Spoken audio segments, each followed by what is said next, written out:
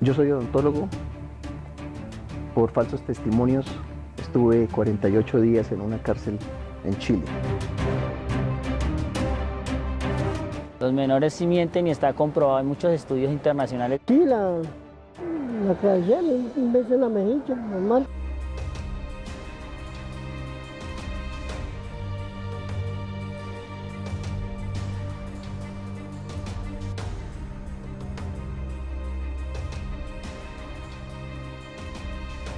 Los Guardianes presentan Delitos Sexuales, Custodia, Dinero y Venganza, parte 2.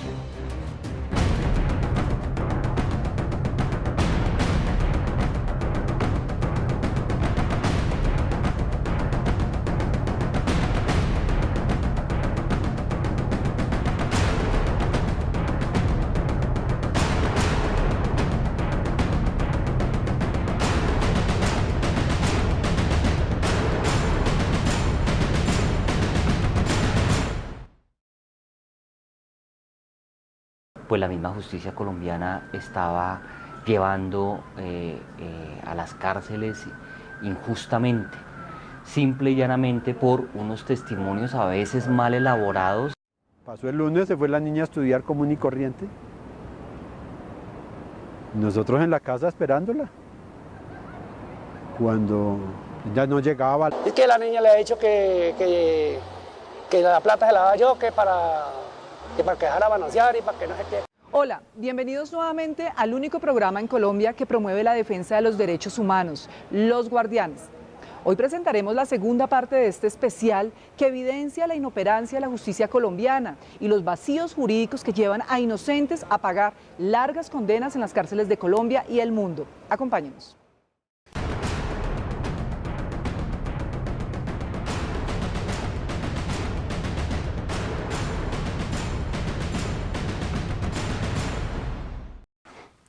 Yo soy odontólogo. Por falsos testimonios estuve 48 días en una cárcel en Chile. Sin embargo, creo en la justicia en Colombia y especialmente creo en el perdón. Convivía con una persona, la cual ya íbamos a formalizar nuestro hogar, digámoslo así, en un apartamento que habíamos conseguido. Y a la fecha de ya ocupar el apartamento, el menor en cuestión supuestamente informa a su mamá de que yo había cogido sus partes íntimas y allí desencadenó el problema que me llevó a prisión. Fue mi ex esposa la que en este caso instauró esa querella criminal, como es el término jurídico, o esta denuncia. Y como dije anteriormente, tuvo que ver por el miedo que tenía ella de que yo pudiera quedarme con la custodia de mis hijas. Puede haber habido una manipulación, sí, por parte de la familia, porque no halló razón ni se halló razón porque el menor de la noche a la mañana iba a hacer esta acusación tan severa.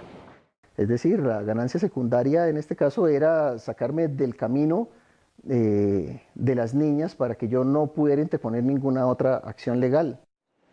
La justicia colombiana tiene una legislación garantista, pero en tratándose de delitos sexuales, el principio de presunción de inocencia se ve bastante diezmado, si se puede decir así, en el sentido de que todo el que es indicado de la comisión de la conducta atentatoria contra la libertad y formación sexual entra a la sala de audiencia con una presunción de culpabilidad. Yo fui acusado en el año 2010 por mi exesposa de abuso sexual en contra de mis hijas y además de recolección, reproducción y exhibición de material pornográfico donde mis hijas eran supuestamente las víctimas.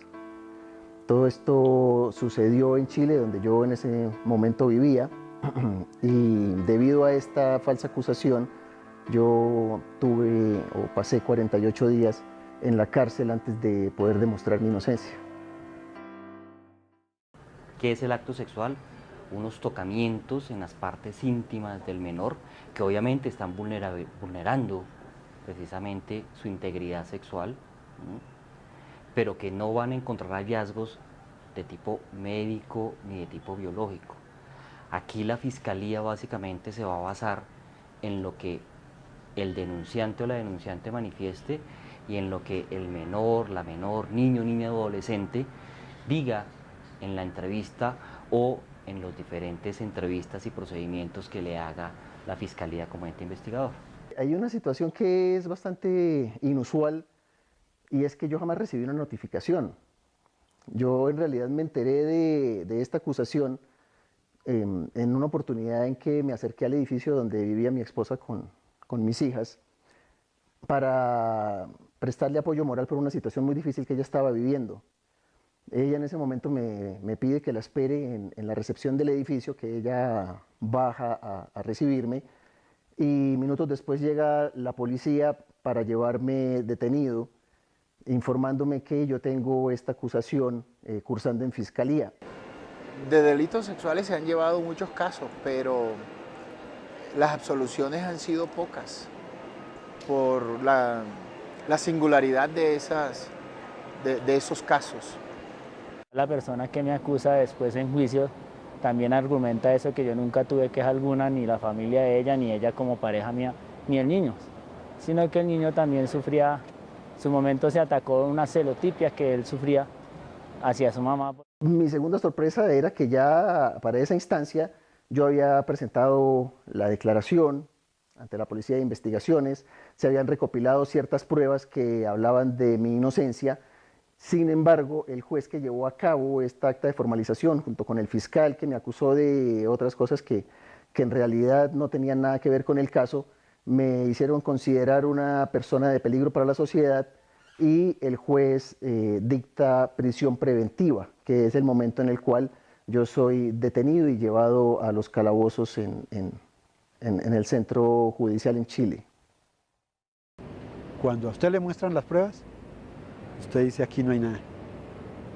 Sin pruebas, solo se le acerca a uno todo el mundo a decirle lo mismo. Le dicen yo soy inocente, yo esto. Sin pruebas, usted no puede decir que usted es inocente y usted no tiene pruebas. Entonces eso fue una de las partes también que se apeló que se tomó dentro de la apelación y que nunca tuvo en cuenta la juez. Se invierte esa presunción. Se invierte esa presunción al punto de que han llegado a decir algunos especialistas que es más delicada, es más compleja la sindicación de un delito sexual que hasta la de un homicidio. Yo fui víctima del sistema de justicia en general. Fui víctima porque desde la fiscalía yo fui acusado, siendo la fiscalía un ente investigador. La fiscalía me colocó el rótulo de acusado desde un primer comienzo. En nuestra justicia existe esa margen de dilatación procesal, llamémoslo así, en la que tú empiezas un juicio y ese juicio se alarga y se alarga porque los señores se van a paro o porque simplemente el juez está enfermo y hay que aplazar la audiencia o porque el fiscal le faltó un testigo, y aún así pasando a otras instancias cuando ya han condenado. Hay personas que llevan 3, 4 años esperando que un tribunal le conteste si lo va a dejar libre o en su defecto le aumentan la condena o le bajan unos años a su condena o se la dejan igual, pero son muchos los casos que hay así. Tan así es que cuando yo me presento a la audiencia de formalización, el fiscal ocultó pruebas que le había presentado la Policía de Investigaciones, presentó testimonios a medias que me hacían ver como culpable, me presentó acusaciones de las cuales yo nunca había sido, acusaciones falsas. Se lo voy a explicar muy corto. Yo tuve un accidente de tránsito en el cual fui víctima de este accidente de tránsito y él me presentó a mí como victimario del accidente. Los menores sí mienten y está comprobado en muchos estudios internacionales de profesionales que están capacitados y que han estudiado muy a fondo el delito sexual, y más cuando es con menores de 14 años, en los que nuestra justicia, entre comillas, son más rígidos en juzgar a estas personas por su famosa ley de infancia y adolescencia. Es un mito pensar o creer que los niños siempre dicen la verdad. Está científicamente comprobado que los niños desde una edad aproximada a los 5 años ya tienen la capacidad para mentir, para fabular, que pueden ir estructurando la mentira en la medida en que transcurre más edad. Desde ese primer momento en la audiencia de formalización me di cuenta que efectivamente el fiscal tenía la intención de perjudicarme de cualquier forma. Precisamente eso es el punto neurálgico del asunto, de que hay jueces que con la sola versión del menor, así haya sido dada por fuera de una sala de audiencia, que es el escenario donde se debe construir la prueba, profieren sentencias de condena con la sola versión del menor. Más adelante, cuando estoy en la cárcel, la Fiscalía, a través de mis abogados, me ofrece la posibilidad de declararme culpable a cambio de ciertos beneficios, a lo cual yo no accedí, porque les dije que esa no era la verdad, que yo tenía que presentar mi verdad y que me iba a exponer a un juicio porque tenía que demostrar mi verdad. Pronto por devengar un sueldo, a veces por buscar positivos, que para nadie es algo oculto. Les importa es condenar, condenar y condenar. Y no miran con veracidad si esta persona puede ser inocente o no. Sí, yo estoy en la cárcel, me vinieron por violación, no sé qué, entonces tengo que mandar el carnal en la vaina. Llegó el momento de una breve pausa en Los Guardianes. Ya volvemos.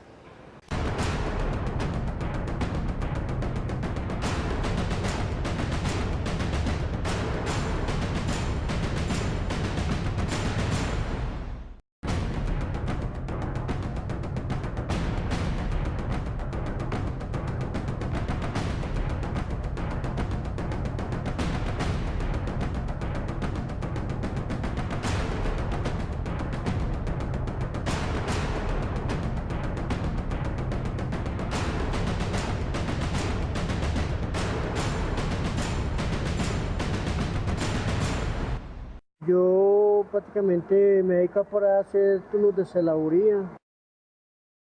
El trabajo por ahí. Sí, como celador. Trabajo así, papeando casa cuando me llaman para hacer los turnos. Y cuando yo me presenté al juicio, el fiscal me solicitaba inmediatamente 12 años de cárcel sin ningún tipo de beneficio, porque ya me lo había ofrecido y yo lo había negado. Y en el proceso del juicio se presentaron falsos testigos por parte de la Fiscalía, los peritos presentaron falsas pruebas, el fiscal presentó también falsa acusación.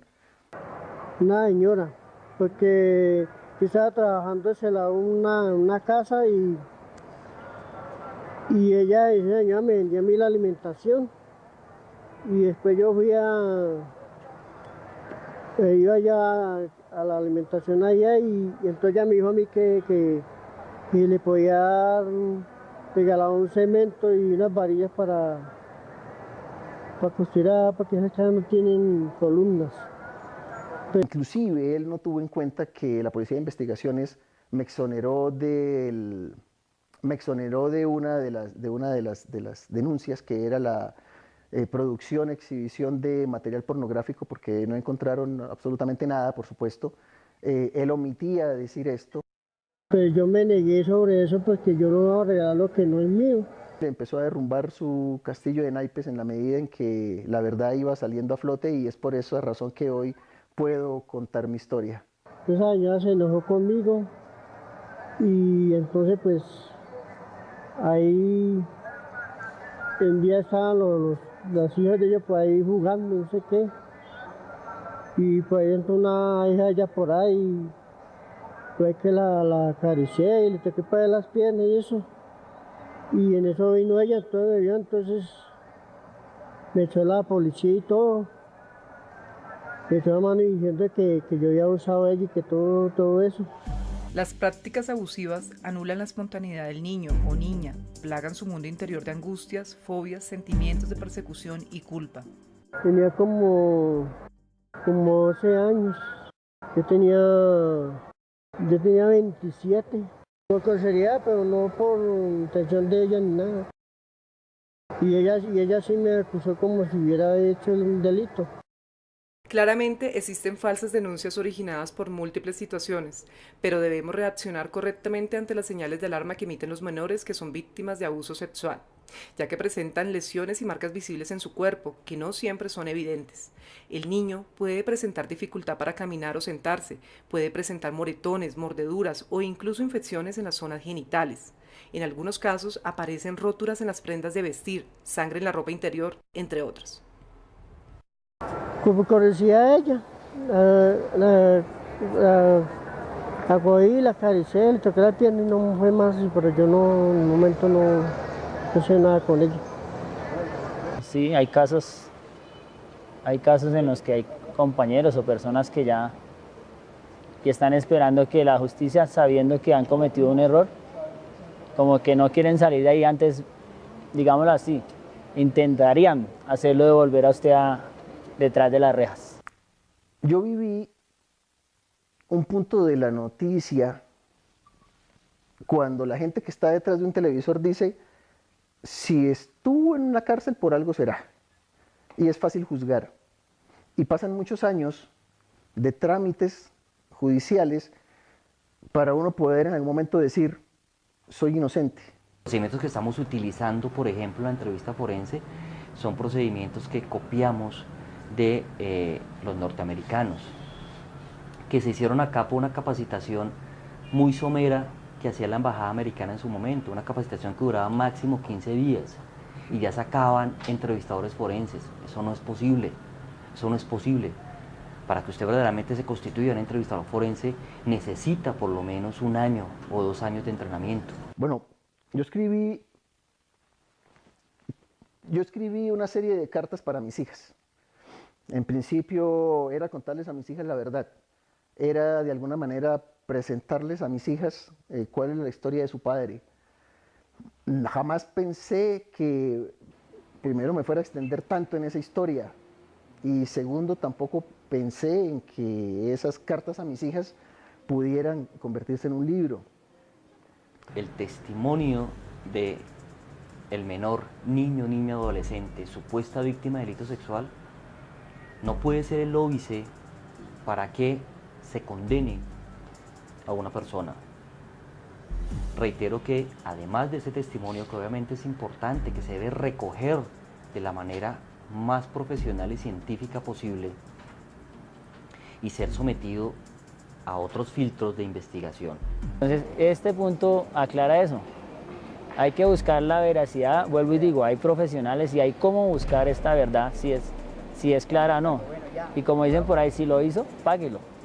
Y si no, pues así mismo no tiene por qué pagarlo. Gracias a la ayuda de mi actual esposa, que después de leer el libro me dijo, amor, esto puede servirle a mucha gente, esto le puede servir a otras personas. Esta es una manera de mostrar otra realidad que no conocen muchos colombianos, que no conocen muchas personas. Tu vida es un testimonio. Esto merece ser publicado. Pues pierde uno todo su núcleo de estabilidad económica, su familia también se va al piso, la vengación salarial, como te digo, un beneficio que tiene uno al estar vinculado a una empresa, el sistema de salud, porque tú sabes que en la cárcel el sistema de salud es deprimente. Bueno, tantas cosas que pierdes tú al privarte de la libertad, vida social, el daño que se le crea a la familia, vuelvo y digo, y a uno personalmente, no solo en el aspecto salarial o de trabajo, sino en la salud, como te digo, en lo psicológico, hasta en lo mental puede crear un defecto. Usted sabe que cuando uno ingresa a la cárcel, lo primero que le preguntan a uno los demás internos es cuál es el delito por el cual es uno acusado. Y usted sabe también que el delito más castigado dentro de las cárceles es el delito de índole sexual. En este caso yo estaba acusado de abuso sexual en contra de mis 3 hijas. Por lo tanto, mi futuro en la cárcel no era nada promisorio. Sí, que el abuelo la tocó. Es más, si la niña no lo dice, va la mamá o el papá y dice, yo encontré a mi papá tocando a la niña. Esto no tiene pies ni cabeza. Los delitos sexuales no tienen pies ni cabeza. repitiendo otra vez, sí hay depravados, sí hay personas que han cometido el delito, pero hay mucho inocente, las cárceles están llenas de inocentes. Así es que a la primera pregunta que me hicieron los internos de por qué estaba yo en la cárcel, yo dije que estaba en la cárcel porque era narcotraficante. Y esa fue una careta que yo utilicé durante el tiempo que estuve ahí, al punto que todos los internos me conocían como Colombia. Todos me saludaban como Colombia y cuando había visitas ellos me presentaban con sus familiares como Colombia.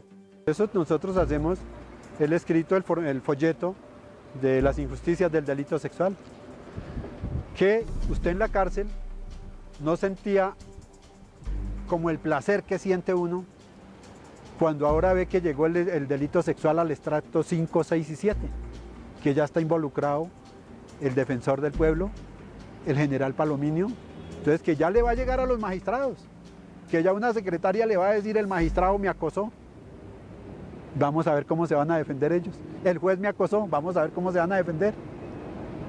Yo no tengo contacto con ellos, a pesar de haber perdonado a mi exesposa, a pesar de haberle evitado a ella ese paso trágico de ir a una cárcel, especialmente como extranjero. Gracias a Dios no soy rencoroso, pues la espiritualidad que me han enseñado y un Dios que hay presente y vivo y la intercesión de la Virgen María, pues como que no me ha dejado llenar de ese rencor y ese... Pienso que no, sencillamente de pronto pasaría por el lado o lo saludaría ya. La verdad no sé qué, pero sí tengo muy claro que rencorosamente no actuaría. Estoy en libertad condicional, ¿sí? Pero todas las pruebas están a mi favor. Entonces ahora las estoy pidiendo autenticadas por el juez. Que me entregue pruebas auténticas, a ver dónde está la prueba reina. Porque si un caso ya fue resuelto por la Fiscalía delegada ante el tribunal y lleva más de 3 años esa resolución en firme, ¿cómo apareció el otro fallo, la otra resolución del mismo juez, de la misma fiscalía? O sea, yo no puedo decir hoy que no es cierto y mañana sí decir que es cierto, porque entonces... Yo quiero creer que en realidad hay justicia. Quiero creerlo porque nadie más debe pasar situaciones como las que pasé yo o como las que han pasado muchas otras personas. En muchos de los casos no pasa nada, sí, en muchos de los casos no hay una consecuencia penal para esas personas. Pese a que ahora la justicia tiene o estipula que el falso testimonio no es excarcelable, da una pena superior a los 6 años, entre 6 y los 12 años. Ese proceso fue muy bonito, porque efectivamente usted se libera, cuando perdona se libera de todo el yugo del odio, del rencor, usted se libera de eso. Inocente. Gracias a Dios, inocente. Vivo con ella, sus hijos son mis hijos y me aman como un papá falso, como me lo dice el niño, que tiene 12 años, cuando me dice eres mi mejor papá falso. Bueno, ese es el aliciente, ¿no?, que le permite a uno seguir caminando, ¿no?, con la frente en alto, como tiene que ser.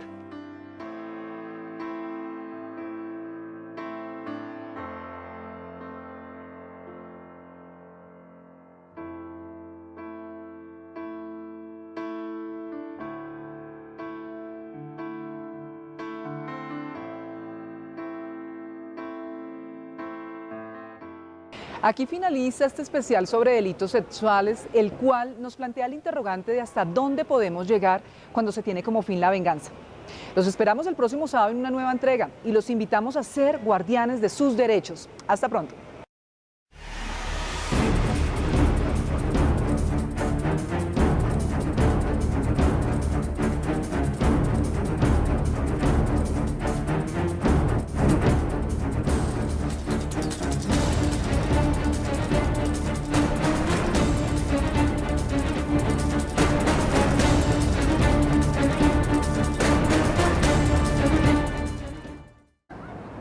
Cuando ya no llegaba... Es que la niña le ha dicho que que la plata se la daba yo, que para que dejara balancear y para que no sé qué.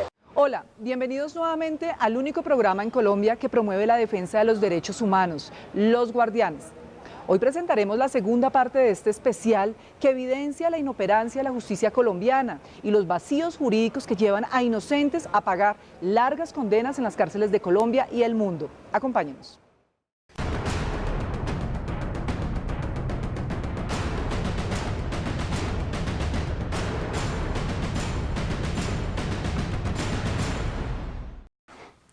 Yo soy odontólogo. Por falsos testimonios estuve 48.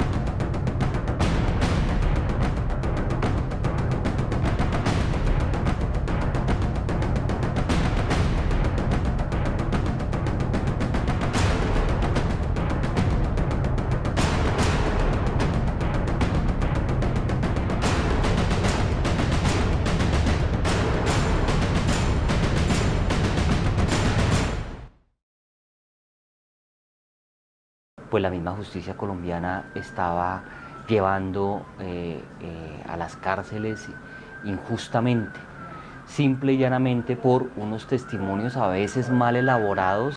Pasó el lunes, se fue la niña a estudiar común y corriente. Nosotros en la casa esperándola.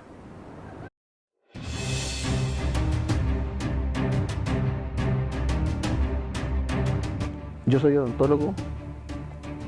Por falsos testimonios estuve 48 días en una cárcel en Chile. Los menores sí mienten y está comprobado en muchos estudios internacionales. Sí, la cárcel, un beso en la mejilla, normal.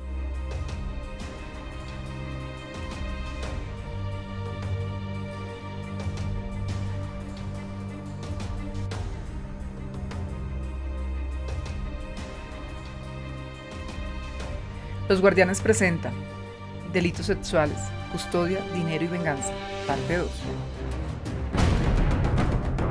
Esa querella criminal, como es el término jurídico, o esta denuncia, y como dije anteriormente, tuvo que ver por el miedo que tenía ella de que yo pudiera quedarme con la custodia de mis hijas. Puede haber habido una manipulación, sí, por parte de la familia, porque no halló razón ni se halló razón porque el menor de la noche a la mañana iba a hacer esta acusación tan severa. Es decir, la ganancia secundaria en este caso era sacarme del camino de las niñas para que yo no pudiera interponer ninguna otra acción legal. La justicia colombiana tiene una legislación garantista, pero en tratándose de delitos sexuales... 8 días en una cárcel en Chile. Sin embargo, creo en la justicia en Colombia y especialmente creo en el perdón.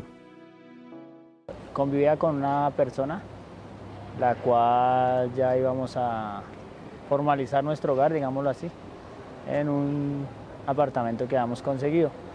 Y a la fecha de ya ocupar el apartamento, el menor en cuestión supuestamente informa a su mamá de que yo había cogido sus partes íntimas y allí desencadenó el problema que me llevó a prisión. Fue mi ex esposa la que en este caso instauró esa